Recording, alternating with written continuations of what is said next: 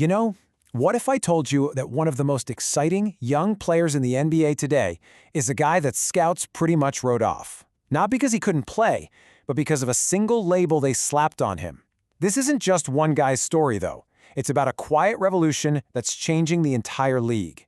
So get this. This was the exact phrase that followed Deni Avdija into the 2020 NBA draft. Too unathletic. I mean, in a league that's literally built on explosive speed and gravity-defying dunks, a label like that is basically a death sentence. It can just tank a player's career before it even starts. He was pegged as this low-ceiling role player, the kind of guy who's just there. And yet, this is where he's at now, 25.8. That's Deni Avdija's current points per game average. We're talking legitimate all-star level production here. It's one of the biggest, most shocking statistical leaps we've seen in the league in a long, long time. So it just begs the question, right? How does that even happen? How does the quote-unquote unathletic underdog not just hang on in the league, but actually become a dominant force? Well, the answer shows us how the game itself is being completely rewritten, not by coaches, but by cold, hard data. Okay, so to really get how Avdija pulled this off, first we have to look at the old way of thinking. The blueprint the league is, frankly, leaving in the dust, the 5 traditional positions. For decades, this was basically basketball scripture. You know the drill. You had your small, fast guards, your versatile, do-it-all forwards, and your huge, bruising centers. A player's height and a pretty basic set of skills decided their entire job description. It was simple, it was clean, and, well, as we're finding out, it's becoming totally obsolete. And the reason why is this massive data revolution. I'm talking advanced analytics, new camera systems. They're giving teams a completely new way to look at the game. And maybe more importantly, a new way to look at the players themselves.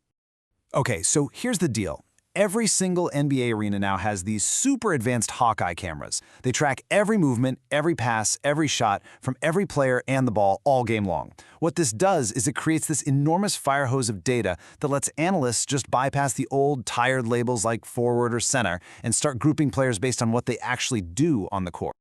So, what happens when you pour all of that incredible data into a computer? Well, one recent study did exactly that, and what it found was wild. Modern NBA players don't fit into 5 neat little boxes anymore. Instead, they form these 3 big clusters based on their real playing style. You can think of these as the new data-driven positions for the modern game. And look, some of this makes perfect sense, right? You see a guy like Rudy Gobert, a classic rim-protecting center, and he lands smack in the middle of a cluster for rebounders and inside scorers. And then you've got a guy like Mike Conley, a classic pass-first point guard, fitting perfectly into another. So far, so good. But here's the mind-blowing part. The model takes Stephen Curry, a guard, Kevin Durant, a forward, and Nikola Jokic, a center, and it puts them all in the exact same group. Why? Because the data doesn't care about their height or their old position, it just sees that their function is identical. They are all elite, high-volume scorers. This is the whole point. In today's NBA, function totally trumps form.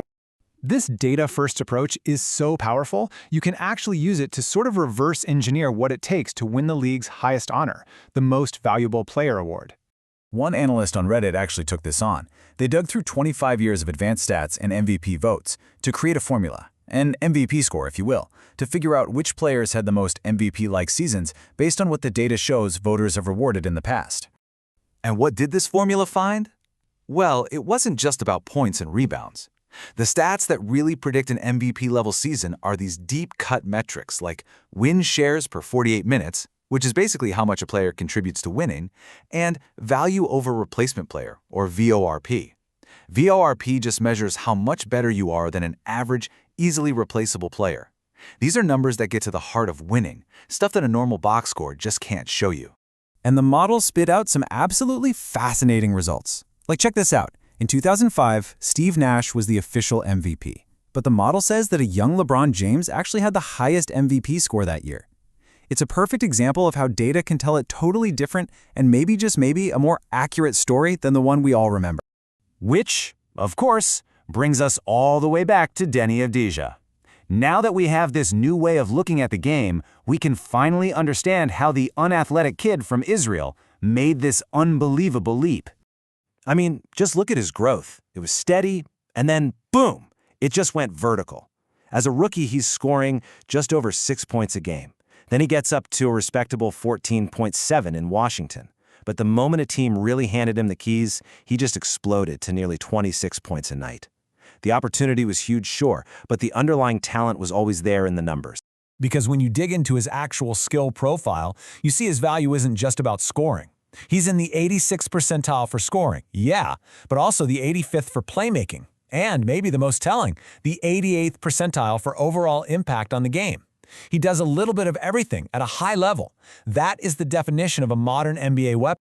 And here are the stats that those data models absolutely love. His VORP, that value over replacement player we just talked about, is a really strong 1.8.